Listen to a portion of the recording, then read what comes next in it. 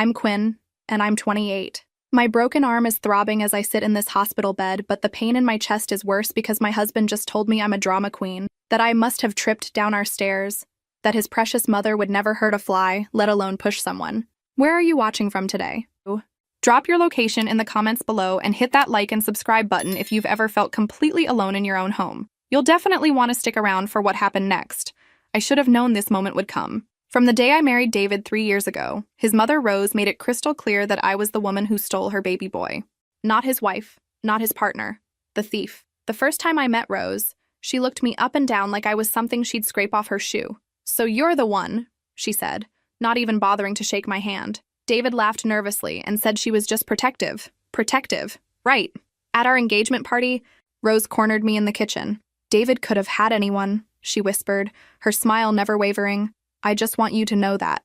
When I told David later, he brushed it off. "She's just adjusting. Give her time." Time. 3 years of time, and Rose had only gotten worse. She'd comment on my cooking at family dinners. "David's always been used to home-cooked meals," she'd say, poking at the lasagna I'd spent hours making. "I suppose some women just aren't natural in the kitchen." David would pat my hand and change the subject. She'd critique my appearance. "That color washes you out, dear," she'd announce in front of everyone. David's always been attracted to women who take care of themselves. I'd smile and nod while something inside me died a little. But the worst part wasn't Rose's constant criticism. It was David's refusal to see it. Every time I tried to talk to him about his mother's behavior, he'd minimize it. "She doesn't mean anything by it," he'd say. "That's just how she is. She'll come around." Well, she came around all right. Straight to pushing me down the stairs. And now here I sit, arm in a cast, being told by my own husband that I'm imagining things, that I'm being dramatic, that his mother, who once told me at Christmas that I wasn't quite what she'd hoped for, would never do anything to hurt me. The nurse comes in to check my vitals, and I catch her sympathetic look. She heard our conversation. She knows something's wrong. But what can she do? What can anyone do when your own husband doesn't believe you? I stare at the ceiling and make myself a promise. This isn't over. Not by a long shot. Let me back up and tell you how we got here, because Rose's hatred didn't happen overnight. It was cultivated carefully, like a poisonous garden. The wedding planning was my first real taste of what life with Rose would be like. Every suggestion I made was met with a gentle but firm correction. "Oh dear. The Hartwell family has always preferred elegant simplicity," she'd say, when I showed her flower arrangements. Never mind that my last name was about to be Hartwell, too. She insisted on planning the rehearsal dinner herself. "It's tradition," she told David. "The groom's family handles it." What she didn't mention was that she'd invited 40 of her friends and none of mine. I spent the entire evening smiling and nodding while people I'd never met told me stories about David's childhood that somehow always ended with how close he and his mother were. The wedding day itself was beautiful, I'll give her that. But during the reception, Rose made sure to mention in her speech how she'd raised David to be discerning about the women in his life, and how she hoped he'd chosen well. The way she emphasized hoped made it clear she had her doubts. After the honeymoon, things got creative. Rose had a key to our house. "For emergencies," David said, "I'd come home to find my furniture rearranged. I was just tidying up while you were at work," she'd explain. "This layout is so much better for traffic flow." She'd go through our mail when she visited. "I was just organizing for you," she'd say, holding up bills and personal documents. "You really should be more careful with your financial information lying around. The food in our refrigerator would disappear." "Oh, that milk was about to go bad," she'd explain. "I threw it out to save you the trouble." Never mind that I'd bought it the day before. But David saw none of this. To him, his mother was just being helpful. "She means well," he'd say when I tried to explain how invasive she was being. "She's just trying to help us settle into married life." Settle. As if I was the one who needed to settle into my own home. The breaking point should have been last Christmas when Rose gave me a cookbook titled Basic Meals for Beginners, while giving David's cousin Sarah a beautiful pearl bracelet. But when I mentioned how humiliating it felt, David said I was being sensitive. "She's trying to help you improve," he said. "That's what mothers do. Improve." Because apparently, I needed improving. The worst part was how sweet she could be when David was around. She'd compliment my dress, ask about my day, even hug me goodbye. But the moment he left the room, the mask would drop, the little comments would start again, the passive-aggressive suggestions, the subtle ways of letting me know I wasn't good enough for her son. And I took it. For 3 years, I took every insult, every slight, every cruel comment because I loved David and I thought eventually she'd accept me. I thought if I just tried harder, if I was just kinder, if I just proved myself worthy, she'd finally see me as family. What a fool I was. Rose announced she was coming to stay for a week on a Tuesday. Not asked. Announced. Mother needs to get some dental work done and her dentist is here in town, David explained over dinner. She'll stay in the guest room for a few days. A few days turned into a week when I asked for clarification. Well, you know how these dental procedures go, he said. She might need some recovery time. I should have known right then that something was different about this visit. Rose had stayed with us before, but never for more than a day or two, and never with so little notice. The night before she arrived, I did something I'd never done before. I installed security cameras, 3 of them, hidden discreetly around the house. Living room, kitchen, and the hallway near the stairs. Have you ever experienced that gut feeling that something terrible is about to happen? Share your story in the comments below. I told myself I was being paranoid, that Rose's constant criticism had finally gotten to me, and I was imagining threats that weren't there. But something deep inside me insisted that I needed protection. Evidence. Proof of something I couldn't quite name yet. David would have thought I was crazy if he'd known. Hell, I thought I was crazy. Who installs cameras to spy on their mother-in-law? What kind of wife does that? The kind who's been systematically broken down for 3 years, apparently. Rose arrived Thursday morning with 3 suitcases for her few days' stay. She air-kissed my cheek and immediately began her usual inspection of our house. The dust on these baseboards, she murmured, running her finger along the trim. You really should be more thorough, dear. David was already at work, so it was just the 2 of us. And that's when Rose's real personality came out to play. I hope you don't mind, but I rearranged the guest room, she said, not looking the least bit sorry. The feng shui was all wrong. No wonder David seemed so stressed lately. She'd moved my grandmother's antique dresser into the hallway and replaced it with the cheap nightstand from our spare bedroom. This piece doesn't really fit the room's aesthetic, she explained about the dresser that had been in my family for 4 generations. When David came home, she was the picture of sweet motherhood. Quinn's been such a wonderful hostess, she told him, patting my arm. We've been having the loveliest time getting to know each other better. The next morning was when the accident started. I came downstairs to make coffee and nearly slipped on a puddle of olive oil by the sink. Oh my, Rose said from the breakfast table. That bottle must have a leak. I noticed it yesterday but forgot to mention it. That afternoon, I tripped over the hallway rug that had somehow bunched up near the stairs. These old rugs are such a hazard, Rose observed. We should really think about replacing it before someone gets hurt. Saturday brought a wet spot on the bathroom floor right in front of the shower. I'm afraid I'm not as steady as I used to be, Rose apologized. I must have splashed some water when I got out. Each incident was perfectly reasonable on its own. Bottles leak, rugs bunch up, old people splash water. But taken together, they formed a pattern that made my stomach churn. Sunday morning, I caught Rose watching me walk down the hallway. Just watching, with an expression I'd never seen before. Not the usual disapproval or passive-aggressive sweetness. Something calculating. Something cold. That's when I knew my cameras weren't paranoia. They were survival. The accidents escalated Monday. I found a trail of baby powder leading from the bathroom to the top of the stairs. Oh, you caught me, Rose laughed when she saw me staring at it. I'm afraid I'm clumsier than usual this morning. Dental medication, makes me a bit unsteady. She helped me clean it up, chattering about how important it was to keep floors safe. We certainly don't want anyone taking a tumble, she said, her voice bright with false concern. But I'd seen the camera's footage from the night before on my phone app. I watched Rose carefully pour that powder, testing how slippery it made the hardwood, adjusting the amount until she was satisfied with the coverage. Tuesday brought strategically placed magazines near the stairs. I was just organizing, Rose explained when I asked about the stack of Better Homes and Gardens blocking the bottom step. David always said I was too neat for my own good. The magazines had been arranged to create a perfect trip hazard, just high enough to catch an ankle, just positioned right to send someone tumbling up the stairs. Wednesday's trap was the most elaborate yet. Rose had mopped the kitchen floor with something that made it impossibly slick, then placed a small throw rug over the worst spot. When I walked in that morning, the rug slid out from under me like I was on ice. Oh dear, Rose exclaimed, rushing to help me up. That floor cleaner must be stronger than I thought. Are you all right? I was fine, but only because I'd caught myself on the counter. The cameras would show Rose testing that floor, walking carefully around the edges while the center remained treacherously slippery. David noticed nothing. He left early for work each morning and came home after Rose had cleaned up whatever trap she'd set for me. When I mentioned the slippery surfaces and misplaced rugs, he just nodded absently. Thanks for being patient with her, he said Wednesday night. I know she can be a lot to handle when she's not feeling well. Not feeling well. If only he knew how calculated her illness really was. Thursday morning, Rose raised the stakes. I was carrying laundry upstairs when I heard her in the kitchen. talking on her phone. "Oh, I don't know how much longer I can watch this," she was saying. "The way she treats David, the way she maintains this house. Honestly, I'm not sure what he sees in her." She paused, listening to whoever was on the other end. No, he's a good boy. Too loyal to see what's right in front of him. But mark my words, this marriage won't last. A mother knows these things. I stood frozen on the stairs, laundry basket clutched against my chest. She was already planning our divorce in her head, already imagining David free from the terrible mistake of marrying. "Some women just aren't cut out to be wives," she continued. "Take this morning. I nearly slipped on her poorly mopped floor. The girl has no domestic sense whatsoever." The lie was so casual, so perfectly delivered, that I almost doubted my own memory. But I knew exactly what had happened that morning. I'd watched her create that hazard, then avoid it carefully while I nearly fell.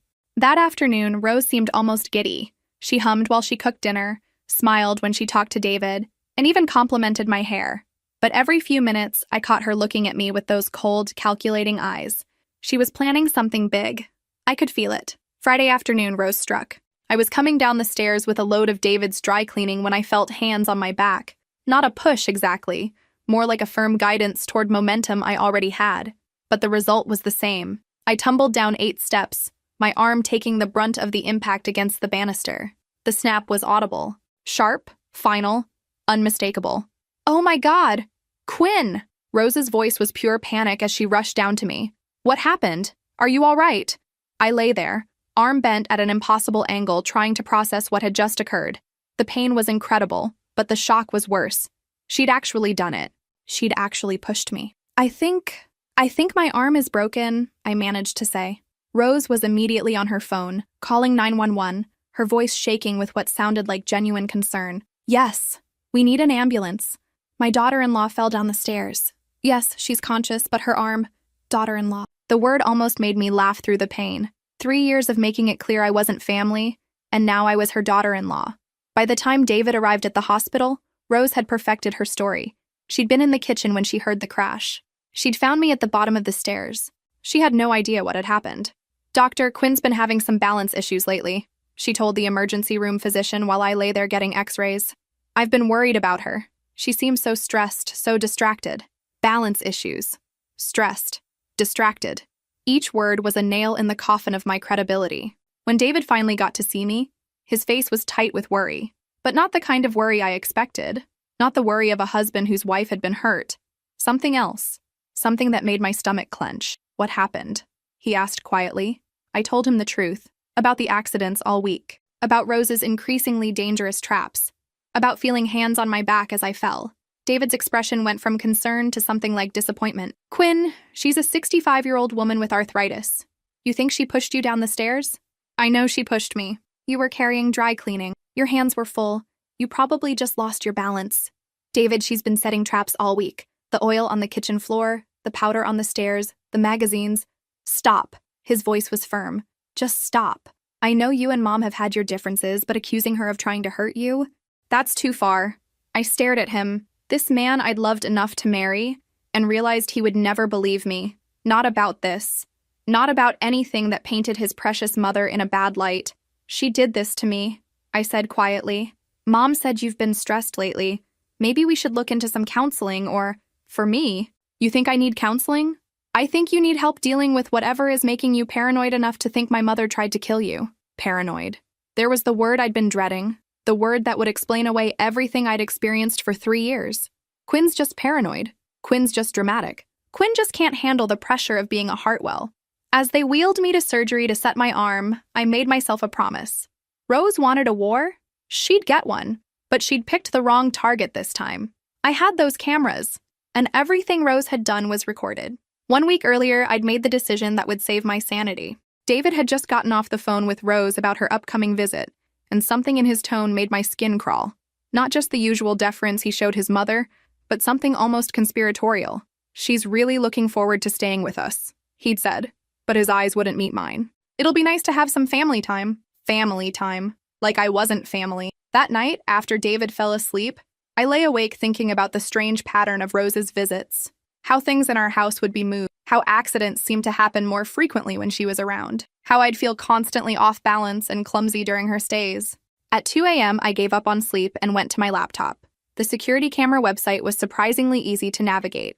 Small, discrete devices that could be hidden virtually anywhere. Motion activated, cloud storage, smartphone access. It was like they were designed for people in my exact situation.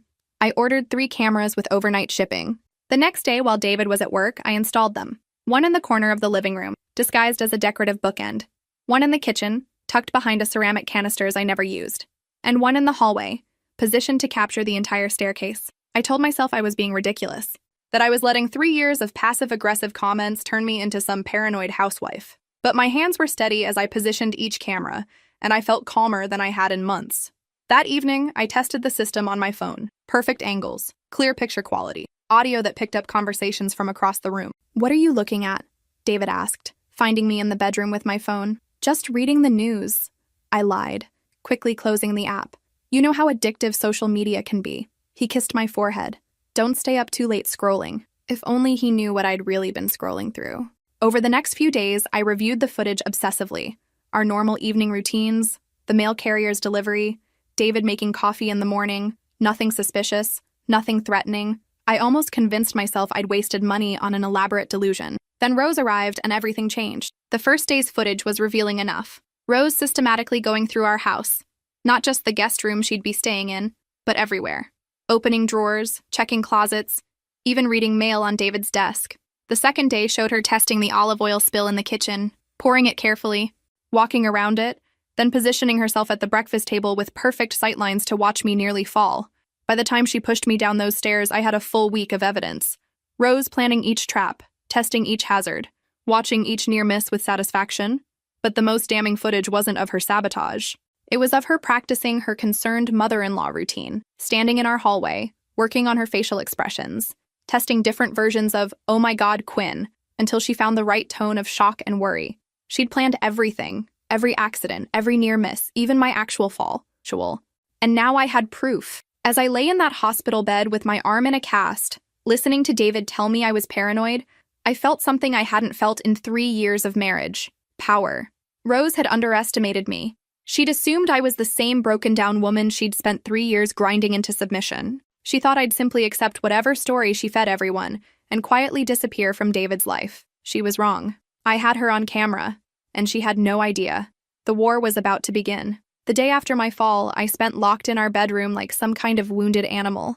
My arm was in a proper cast now, suspended in a sling that made even the simplest tasks impossible. Perfect timing, really, because I had something important to do that required only one functional hand and a working brain. I sat on our bed with my phone, methodically going through a week's worth of camera footage.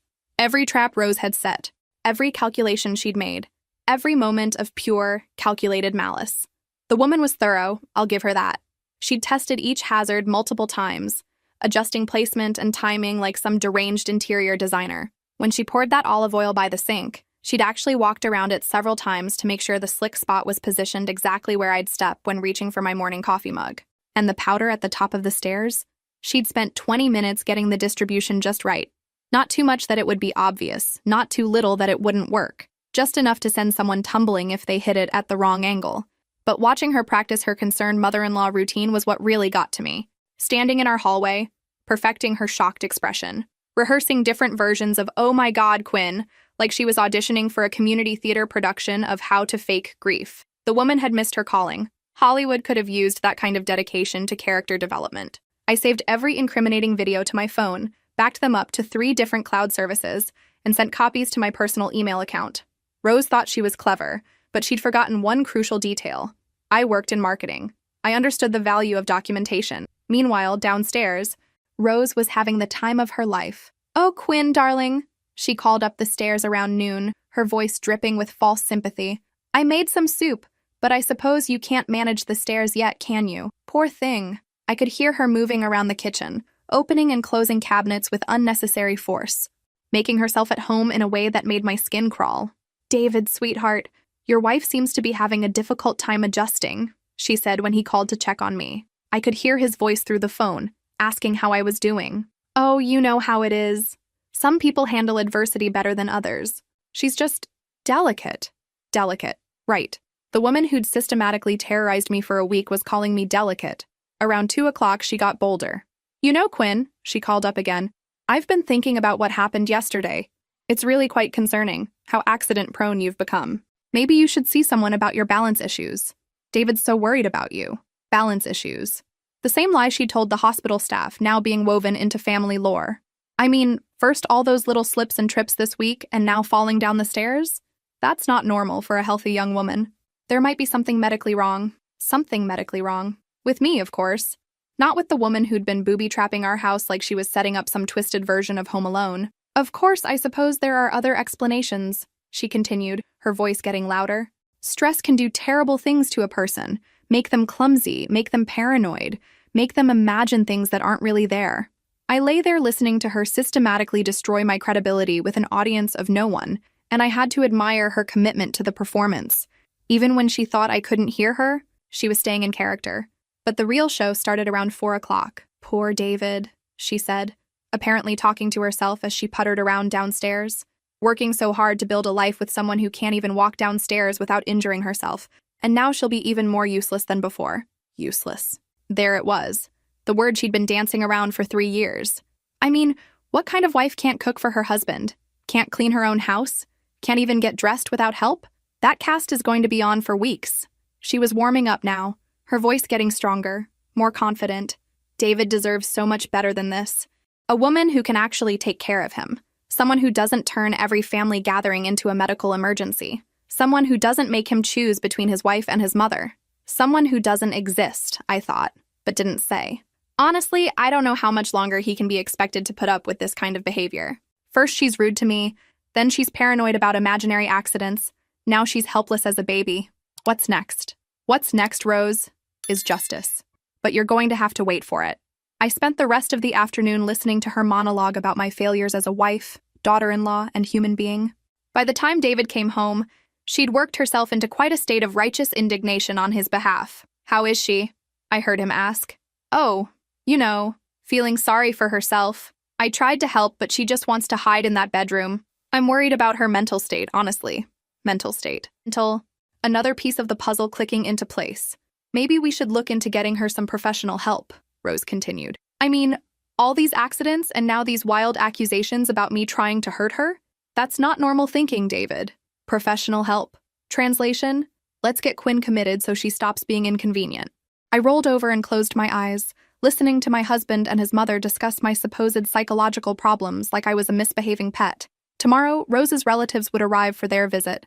Tomorrow, she'd try to humiliate me in front of an audience. But tomorrow, Rose was going to get the surprise of her lifetime. I had her on video, and she had no idea what was coming. David's family arrived Saturday morning like a parade of enablers. His brother Mark, sister-in-law Jennifer, and their 2 teenage kids. His cousin Tom and his wife Sarah. His Aunt Patricia, who'd never liked me but had the decency to hide it better than Rose did. I watched from our bedroom window as they unloaded luggage and gift bags. Everyone laughing and hugging like this was some joyful family reunion instead of what I suspected it really was. A carefully orchestrated intervention designed to make me disappear from David's life. Rose was in full hostess mode, directing traffic and making sure everyone felt welcome. Oh, Patricia, you look wonderful. Mark, you've lost weight. Jennifer, I love your hair. The woman could have won an Oscar for this performance. Where's Quinn? I heard Mark ask as they gathered in our living room.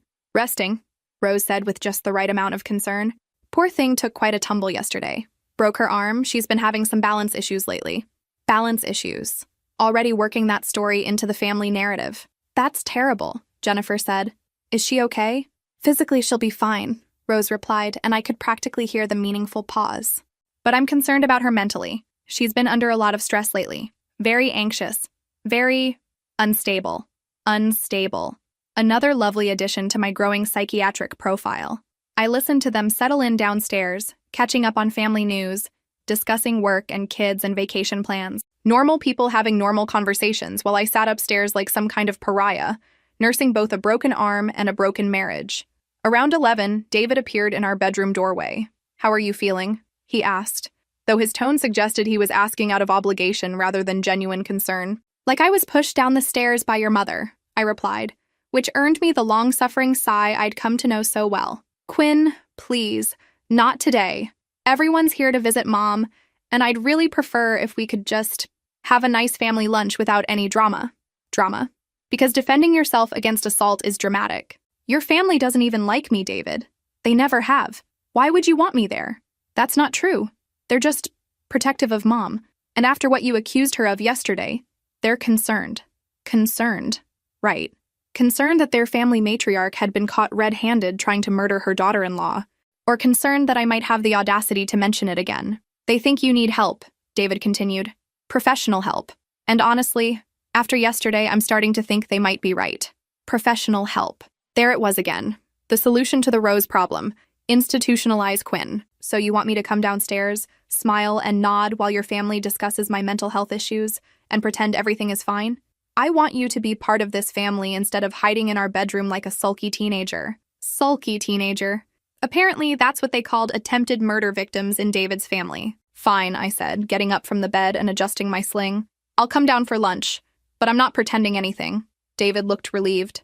Thank you. And Quinn, please just try to get along with everyone. For me, for him. Because after 3 years of emotional abuse and 1 attempted murder, the most important thing was making sure David didn't have to deal with any uncomfortable conversations. I followed him downstairs, where the family was gathered in our living room like a tribunal. Conversations stopped when I appeared, replaced by the kind of polite concern people reserve for cancer patients and stray animals. Quinn! Jennifer stood up to give me an awkward one-armed hug. Oh my goodness, look at your poor arm. How are you feeling? Like I've been better, I replied, which was probably the most honest thing anyone had said in that room all morning. Mom told us what happened, Mark said, his voice carefully neutral. That must have been terrifying. It was certainly educational, I said, catching Rose's eye across the room. She was watching me like a hawk, trying to gauge whether I planned to cause trouble. Don't worry, Rose. The trouble's coming, but not yet. Well, accidents happen, Aunt Patricia said with the kind of dismissive cheerfulness that suggested this topic should be closed immediately. The important thing is that you're going to be fine. Accidents happen. Right. And I'm sure they happen a lot more frequently around certain people. We moved to the dining room for lunch, where Rose had prepared a spread that would have impressed a magazine photographer. Roast beef, homemade rolls, 3 different side dishes, and a dessert that looked like it belonged in a bakery window. Rose, this is incredible, Sarah gushed. You've outdone yourself. Oh, it's nothing, Rose said modestly. I just enjoy taking care of family. Taking care of family. Unless that family member happens to be married to your son, in which case you try to push them down the stairs. I took my seat at the table and prepared for what I suspected would be the longest meal of my life. Everyone was being overly polite, the kind of politeness that signals underlying tension. They kept glancing at me like I might explode at any moment, then looking away quickly when they caught my eye. Rose, meanwhile, was the picture of gracious hostess, making sure everyone's glasses were full, asking about their lives, sharing funny stories about David's childhood. She was charming, engaging, and utterly convincing in her role as the loving mother and grandmother. No wonder David couldn't see through her act. She was that good. But I knew what was coming. Rose wasn't done with me yet. She'd set this stage carefully, gathered her audience, and prepared her final performance. All she needed was the right moment to deliver her closing monologue. I sat there quietly, cutting my roast beef one-handed and waiting for the show to begin. The performance started during dessert. You know, Rose said, setting down a piece of her homemade apple pie that probably took hours to make. It's been such a challenging week. Poor Quinn has been having such a difficult time. Here we go, I thought, taking another bite of pie and waiting for the other shoe to drop. I mean, first there were all those little accidents around the house, Rose continued, her voice filled with what sounded like genuine concern. Slipping on wet floors, tripping over rugs. I kept telling David I was worried about her coordination. The family murmured sympathetically, shooting me those pitying looks people reserve for the mentally unstable and chronically clumsy. And now this terrible fall down the stairs, Rose said, shaking her head sadly. Thank goodness it was just a broken arm. It could have been so much worse. Poor thing, Jennifer said, reaching over to pat my good hand. You must be in so much pain. I'm managing, I replied, which was true in more ways than one. The doctor said she'll need to take it easy for several weeks, Rose continued. No lifting, no cleaning, very limited mobility. I offered to stay longer to help, but she trailed off with a delicate shrug. But what, Rose? Don't stop now when you're just getting to the good part. Well, I don't think my help is particularly welcome, she finished, looking around the table with the wounded expression of a woman who'd been unfairly rejected. That's ridiculous, Mark said immediately. Mom, you're just trying to help. Quinn, surely you can see that. All eyes turned to me, waiting for my response. This was it. The moment Rose had been building toward. The intervention disguised as a family lunch. "I'm sure Rose means well," I said carefully, watching her face for any sign of satisfaction. "But I think we'll manage fine on our own. Will you, though?" Rose asked, and there was just a hint of steel beneath the sugar in her voice. "I mean, David works such long hours, and now with your injury—" She let the sentence hang there, unfinished but clear in its implication. "How will you possibly cope, you useless woman?" "I'm not helpless," I said quietly. "Of course not," Rose said quickly. "I didn't mean to suggest that. It's just that you've seemed so overwhelmed lately. So stressed, even before the accident. Stressed. Overwhelmed. More pieces of my supposed psychological profile being shared with the jury. Sometimes I wonder if the pressure of marriage isn't just too much for some people," Rose continued, her voice growing more confident as she warmed to her theme. "Not everyone is cut out for the responsibilities that come with being a wife. The responsibilities. Like submitting to psychological warfare from your mother-in-law, apparently." "Mom," David said quietly, but there was no real warning in his voice. More like a gentle suggestion that she was being slightly indiscreet. "I'm just saying," Rose pressed on, "that some women thrive in domestic life, and others—" Another delicate shrug. "Well, others struggle with even the basics. The basics. Like walking downstairs without being pushed." "Quinn does fine," David said, but his defense was half-hearted at best. "Does she?" Rose asked, her voice taking on that tone of innocent inquiry that I'd learned to dread. "I mean, look around this house, David. Really look. When was the last time it was properly cleaned? When was the last time you came home to a cooked meal?"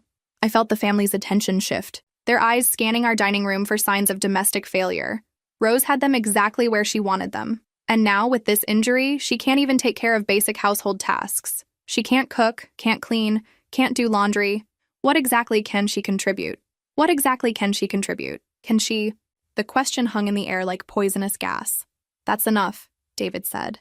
But again, his protest was weak, pro forma. "I'm not trying to be cruel," Rose said, her voice full of false compassion. "I'm just worried about my son. David deserves a partner who can actually be a partner. Someone who can share the load instead of adding to it. Someone who can share the load." Translation: someone who will submit to Rose's authority without question. "Someone stable," she continued, really hitting her stride now. "Someone reliable. Someone who doesn't turn family gatherings into medical emergencies with wild accusations and dramatic scenes. Wild accusations, dramatic scenes. The greatest hits of my supposed character flaws, all compiled into one devastating performance review. I sat there listening to Rose systematically destroy my reputation in front of David's entire family, and I had to admit, she was impressive. Every word was calculated, every pause perfectly timed. She was painting me as the unstable, incompetent, burdensome wife who was dragging poor David down with my inability to function like a normal human being. And the worst part? Part of me was starting to believe her. Maybe I was paranoid. Maybe I was unstable. Maybe I had imagined the malice in her eyes, the calculation in her movements. Maybe I really was just a clumsy, incompetent woman who couldn't handle the basic responsibilities of adult life. Maybe Rose was right about everything. But then I remembered the videos on my phone, and something cold and hard settled in my chest. Without saying a word, I stood up from the table and walked to the living room, where my phone was charging on the side table. The family watched me go, probably assuming I was fleeing in tears like Rose expected me to. Instead, I picked up my phone, walked back to the dining room, and connected it to our smart TV. "Quinn," David said, his voice warning me not to do whatever I was about to do. "What are you doing?" Rose asked, but I could hear the first note of uncertainty in her voice. I didn't answer. Instead, I opened the camera app and selected the first video. Rose, standing in our kitchen at 6 in the morning, carefully pouring olive oil on the floor, testing how slippery it was, positioning the puddle exactly where she wanted it. The room went completely silent. I played the next video. Rose arranging magazines at the bottom of the stairs, creating the perfect tripping hazard. Standing back to admire her work like an artist viewing a finished painting. Then another. Rose spreading baby powder on the hardwood floor, walking carefully around the edges to test how treacherous she'd made it. And another. Rose practicing her shocked expression in our hallway mirror, rehearsing different versions of "Oh my God, Quinn," until she found the right balance of surprise and concern. And finally, the money shot. Rose's hands on my back as I carried David's dry cleaning down the stairs. The push was subtle but unmistakable, captured in perfect high-definition video. When the last video ended, I looked around the table at David's family. Their faces were white with shock, their mouths hanging open like they'd just witnessed a car accident. Rose herself was gray as ash, her carefully constructed facade crumbling in real time. "Well," I said into the stunned silence, my voice perfectly calm, "I guess that settles the question of whether I'm paranoid or not." The silence after the videos ended was so complete you could have heard a pin drop in the next county. Rose sat frozen in her chair, staring at the black TV screen like she could will the evidence to disappear. Her face had gone from gray to green, and for a moment I thought she might actually faint. The rest of the family looked like they'd been hit by lightning. Mark's mouth was hanging open. Jennifer had her hand pressed to her chest. Aunt Patricia was gripping her water glass so hard I was surprised it didn't shatter. And David? David looked like a man watching his entire worldview collapse in real time. That's not... Rose finally found her voice, though it came out as barely a whisper. I would never... Really? I asked, keeping my tone conversational. Because it certainly looked like you were setting traps for me all week. And that last video? That definitely looked like you pushing me down the stairs. It's not what it looks like, Rose said desperately, turning to face the family. You have to understand, I was trying to... She couldn't finish the sentence because there was no way to finish it. No explanation that could make sense of what they'd all just witnessed. You were trying to what? Mark asked, his voice hollow with shock. Mom, what the hell was that? I wasn't trying to hurt her, Rose said, tears beginning to stream down her face. I needed her to see... To see what? David finally spoke, his voice barely audible. That she wasn't right for you, Rose burst out, abandoning all pretense. That she was weak and incompetent and would never make you happy. I was trying to show you what kind of wife she really was. The confession hung in the air like a toxic cloud. Rose had just admitted, in front of 6 witnesses, that she'd systematically tortured me for a week and then tried to send me tumbling down a flight of stairs to prove some twisted point about my worthiness as David's wife. Mom, Jennifer said, her voice filled with horror, you could have killed her. I wasn't trying to kill anyone, Rose protested. I just wanted her to get hurt enough that David would see how fragile and useless she was, how she'd never be able to take care of him properly. Even in her confession, Rose couldn't help but continue insulting me. The woman was pathologically unable to see me as anything other than an obstacle to be removed from David's life. Get out, Tom said suddenly, his voice shaking with rage. Just get out! Get out of here right now! Rose looked around the table desperately, searching for support, for someone who might understand her logic. But she found only horror, disgust, and shame. David, she pleaded, reaching for her son's hand. David, you have to understand. I was doing this for you. She was never going to make you happy. A mother knows these things. David pulled his hand away from hers like she'd burned him. Get out, he said quietly. For a moment, I thought Rose might actually leave with some dignity intact. She stood up from her chair, gathered her purse, and walked toward the front door like a woman accepting defeat. But Rose had never been one to go quietly. At the doorway, she turned around and delivered one final devastating performance. Fine, she said, her voice rising to a near shriek. Fine, but don't come crying to me when you realize what kind of woman you married. Don't come crying to me when she turns out to be everything I said she was, when she makes your life miserable, when she destroys this family. She was pointing at me now, her face twisted with pure hatred. You think you've won something here? You think you're so clever with your little cameras and your little videos? You're nothing. Nothing. You're a manipulative little snake who's turned my son against his own mother. The mask was completely off now. This was the real Rose, the woman I'd been living with for 3 years. Ugly, vicious, and completely unhinged. And you, she turned on David, her voice breaking. You're choosing her over your own flesh and blood? The woman who raised you? Who sacrificed everything for you? You're going to believe some edited videos over your own mother? Mom, stop, David said, but Rose was beyond stopping. This family is ruined, she screamed. Ruined! And it's all because of her. That manipulative little witch who wormed her way into our lives and destroyed everything good we had. She stood there shaking with rage for another moment, then turned and stormed out of the house, slamming the door so hard the windows rattled. The silence that followed was somehow even more profound than before. Finally, David spoke. Quinn, he said, and I could hear his voice breaking. I don't know what to say. I looked at him sitting there, this man I'd loved enough to marry, and waited for the apology. The acknowledgement that I'd been telling the truth all along, the recognition that his mother had tried to seriously injure me, and I'd been brave enough to gather the evidence that exposed her. Instead, David stood up and faced me with an expression I'd never seen before. Cold, hard, furious. "How long?" he asked. "How long what? How long have you been spying on my mother? How long have you been planning this ambush?" I stared at him in disbelief. "David, she tried to kill me. She tried to prove a point. A stupid, dangerous point, but you set up cameras in our house. You recorded my mother without her consent. You planned this whole humiliation. I protected myself from attempted murder. You manipulated this entire situation." David's voice was rising now, matching his mother's earlier hysteria. "You could have come to me. You could have shown me the videos privately.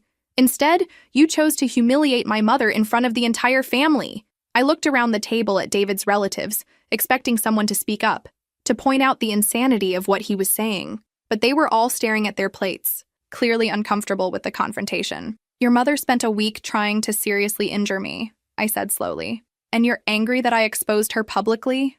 "I'm angry that my wife is apparently capable of this level of manipulation and deception." Manipulation, deception. The same words Rose had used to describe me. "Get out," I said quietly. "What?" "Get out of my house. Right now." David stared at me like I'd slapped him. "This is my house too." "Not anymore, it's not." "Get out, David. Get out and don't come back. You can't be serious. Try me." "David, stop." Jennifer's voice cut through his tirade. "Just stop. We all saw the videos." "Are you seriously defending this after what we just watched?" Mark added, his voice thick with disgust. "Your mother tried to hurt her," Tom said, standing up from his chair. "And you're attacking Quinn for exposing it?" But David wasn't listening. He was too far gone, too committed to his narrative. "You're all being manipulated," he said desperately. "Can't you see that? She planned this whole thing." "No, David," came a voice from the corner. Emma, Mark, and Jennifer's 17-year-old daughter, who'd been quiet throughout the meal. "The only thing she planned was protecting herself from your psycho mother." "Emma," Jennifer warned. "No, Mom, this is insane. Grandma Rose literally tried to murder Quinn, and Uncle David is mad at Quinn for having proof? That's messed up." Out of the mouths of babes. I looked at David standing there, his family turning against him one by one, and I saw the moment he made his choice. It was the same choice he'd been making for 3 years. The same choice he'd just made when he attacked me instead of defending me. He chose his mother. "Fine," he said, grabbing his keys from the counter. "But this isn't over, Quinn. We're going to talk about this when you calm down." When I calm down. Because of course this was all about my emotional instability. "There's nothing to talk about," I said. "I want a divorce. And I want both of you out of my house. Now." The words hung in the air like a death sentence. "Both of us?" David asked. "You and your mother. I want you both gone. Tonight." "Quinn, you can't just—" "Emma," I said, turning to the teenager who'd been the only one brave enough to call this situation what it was. "Would you mind helping me pack some bags? I think your uncle and his mother have overstayed their welcome." Emma stood up immediately. "Absolutely." "Emma, sit down," Mark started, but Jennifer put a hand on his arm. "No," Jennifer said quietly. "Let her help. This is the right thing to do." As Emma and I headed toward the stairs to pack Rose's things from the guest room, I heard David behind us, still protesting, still making excuses. But I wasn't listening anymore. I was finally, truly free. David came back 2 hours later, of course. I was expecting him. What I wasn't expecting was for him to actually respect my demand that he leave. But when I heard his car in the driveway, I looked out the window to see him getting out slowly, staring at the 2 suitcases sitting on our front porch, his suitcase and his mother's. Emma had been incredibly helpful and surprisingly thorough for a 17-year-old. We'd packed David's clothes, toiletries, and personal items with the efficiency of a military operation. Rose's things had taken longer. The woman had apparently planned to stay for months based on the amount of stuff she'd brought. "This is so satisfying," Emma had said as we folded Rose's clothes into her suitcase. "I've been wanting someone to stand up to her for years. She's always been horrible to you." And everyone just pretended not to see it. Out of the mouths of babes, indeed. When David finally knocked on the door instead of using his key, I opened it to find him standing next to the luggage like a man who'd finally understood the gravity of his situation. "Quinn," he said, and I could see he'd been crying. "Please, we need to talk." "No, we don't," I replied from the doorway, not inviting him in. "Quinn, what you did today was unforgivable." I looked up at him, this man who'd just spent the last 8 hours with his mother instead of coming home to comfort his wife, and felt something cold and final settle in my chest. "What I did? David, your mother tried to push me down the stairs. She wasn't trying to kill you. She was trying to, I don't know, test you or something. It was stupid and dangerous, but it wasn't attempted murder." Test me. Like I was some kind of laboratory animal being put through an experiment to determine my fitness as a wife. And that makes it better? It makes it different than what you're claiming. You could have handled this privately. You could have shown me the videos. Let me deal with my mother quietly. Instead, you chose to humiliate her in front of my entire family. Your mother humiliated herself, David. I just provided the evidence. You orchestrated a public destruction of a 65-year-old woman. A 65-year-old woman. Not my mother, or the person who tried to hurt my wife, just a generic elderly victim of my supposed cruelty. Where is she now? I asked. Staying at a hotel, crying, devastated that her son's wife set her up like that. Set her up. As if I'd forced Rose to spend a week booby-trapping our house and then push me down the stairs. She's devastated, David? What about me? What about your wife who was just assaulted by your mother? You're not hurt. The words hit me like a physical blow. You're not hurt. As if my broken arm was imaginary. As if the week of psychological torture was nothing. As if the systematic attempt to drive me insane was just par for the course. I have a broken arm. From an accident that happened because you were carrying too much down the stairs. Mom barely touched you. Barely touched me. We'd both watched the same video, but somehow David had managed to reinterpret what he'd seen to minimize his mother's culpability. David, she pushed me. She guided you. You were off balance anyway. If you hadn't been carrying so much, if you'd been more careful, if you'd been paying attention, if every sentence designed to shift blame away from Rose and onto me. So this is my fault? This is everyone's fault. Mom shouldn't have tested you the way she did. But you shouldn't have been so secretive, so manipulative. You shouldn't have recorded her without permission. You shouldn't have ambushed her like that. Secretive. Manipulative. The same words Rose had used to describe me, now coming out of my husband's mouth. I was protecting myself. You were plotting revenge. I was gathering evidence of abuse. You were setting up my mother for public humiliation. We went in circles like that for 2 hours. Every fact I presented, David had an excuse for. Every piece of evidence I cited, he found a way to reinterpret. His mother wasn't evil. She was misguided. She wasn't dangerous. She was desperate. She wasn't trying to hurt me. She was trying to help David see the truth about his marriage. And what truth was that? Exactly? That I was unstable. That I was manipulative. That I was exactly the kind of woman who would secretly record her mother-in-law and then ambush her with the evidence in front of the whole family. You want to know what I think? David said finally, when it became clear that neither of us was going to back down. Not particularly, but I'm sure you're going to tell me anyway. I think my mother was right about you. I think you are manipulative. I think you did orchestrate this whole situation to get rid of her. I think you're exactly the kind of woman who would use a few days of harmless pranks to destroy a family. Harmless pranks. That's what we were calling attempted murder now. Go away, I said. Quinn, go away, David. Take your suitcase and don't come back. This is my house too. Not anymore. He stared at me for a long moment, and I could see him calculating. Wondering if I was serious? Wondering if he could wait me out? If I'd eventually back down and apologize like I always did? I want a divorce, I said, just to clarify things for him. You don't mean that. I've never meant anything more in my life. Quinn, you're upset. You're hurt. But we can work through this. We can go to counseling. We can figure out a way for you and Mom to coexist peacefully. Coexist peacefully. With the woman who'd just tried to murder me. Your mother will never accept me, David. And you will never choose me over her. So we're done. I chose you. I married you. You married me, but you never chose me. Not once in 3 years have you ever taken my side over hers. Not once have you ever defended me when she attacked me. Not even when she tried to kill me. She didn't try to kill you. Go away. Quinn, go away! I screamed it loud enough that the neighbors probably heard, but I didn't care. I was done being reasonable. Done being understanding. Done being the patient wife who accepted whatever scraps of loyalty David felt like throwing my way. David picked up his suitcase, but not before delivering one final piece of wisdom from the Rose Hartwell School of Emotional Manipulation. You're going to regret this, Quinn.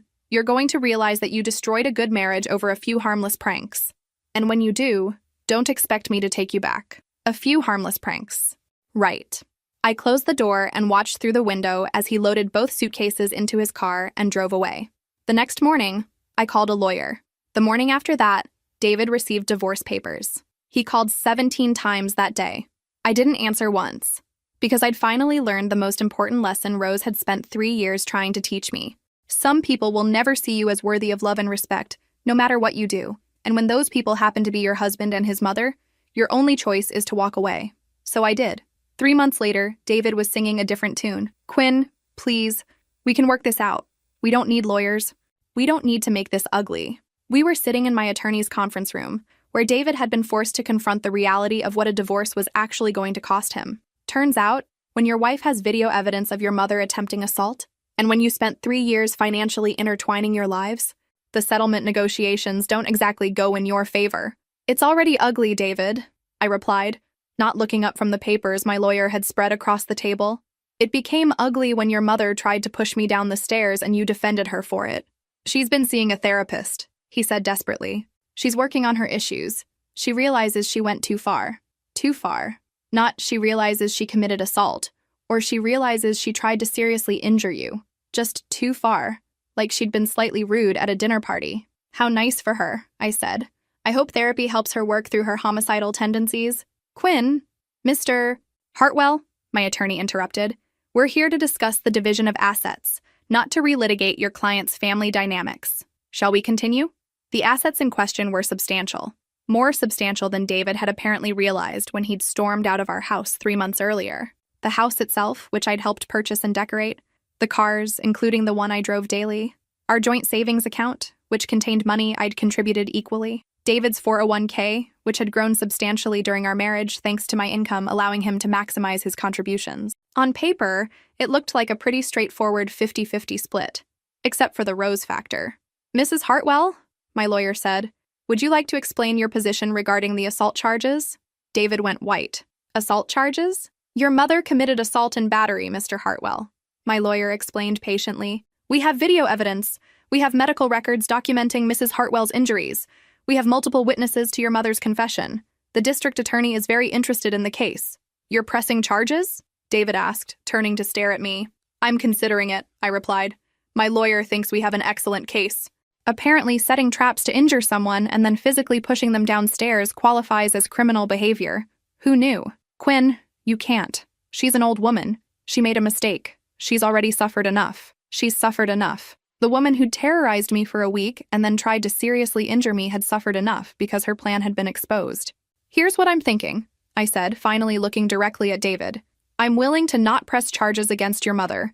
I'm even willing to accept less than I'm entitled to in this divorce. But I have conditions. What conditions? I keep the house. I keep my car. I keep the savings account. You can have your 401k and whatever else you want, but those 3 things are non-negotiable. That's not fair. That's more than half of everything. Fair? I laughed, and even I was surprised by how bitter it sounded.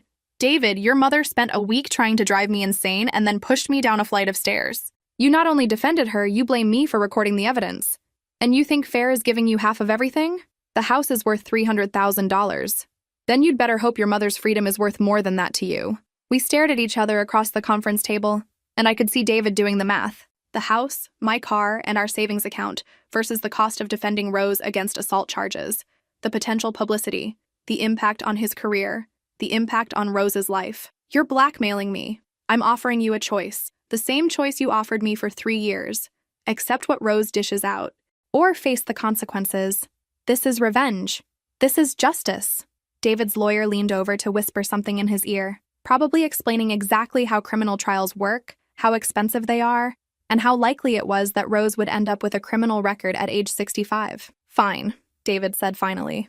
But I want visitation rights. Visitation rights? To the house. It was my home too. I should be able to— David? My lawyer interrupted. You don't get visitation rights to a house. Then I want some of her personal property. Things that belong to my family. Wedding gifts from my relatives. Wedding gifts from your relatives to both of us, I corrected. But sure, you can have the crystal vases from your Aunt Patricia. Consider them a consolation prize. The negotiation continued for another hour, but the outcome was never really in doubt. David could either accept my terms or watch his mother face criminal charges for assault. He chose his mother, just like he always had. The papers were signed on a Friday afternoon in October. David got his 401k, his car, and a box of wedding presents from his family. I got the house, my car, my freedom, and the satisfaction of knowing that Rose would spend the rest of her life knowing that her precious son had sacrificed his marriage to protect her from the consequences of her own actions. As I drove home from the lawyer's office, I thought about the woman I'd been 3 years ago when I married David. That woman had been so desperate to be accepted by his family that she'd allowed herself to be slowly destroyed by Rose's psychological warfare. She'd believed that love meant accepting whatever treatment people chose to give you. The woman driving home that day knew better. Love doesn't mean accepting abuse. Marriage doesn't mean sacrificing your safety for someone else's comfort. And family doesn't mean enabling dangerous behavior just because it's coming from someone you're related to.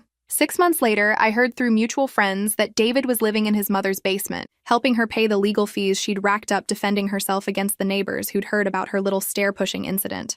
Apparently, Rose had become something of a pariah in her community once word got out about what she'd done. Some people suggested I should feel sorry for them. I didn't. I felt free. Rose had spent 3 years trying to teach me that I wasn't good enough for her son. In the end, she'd taught me something much more valuable, that I was too good for both of them, and that was a lesson worth every broken bone, every sleepless night, and every dollar I'd spent on lawyers to make sure justice was served. Sometimes the best revenge isn't revenge at all. Sometimes it's just refusing to be a victim anymore. If this story resonated with you, if you've ever felt trapped in a toxic family situation or questioned your own sanity because of someone else's manipulation, make sure to like and subscribe for more stories about finding your strength when the people who should protect you become the ones you need protection from.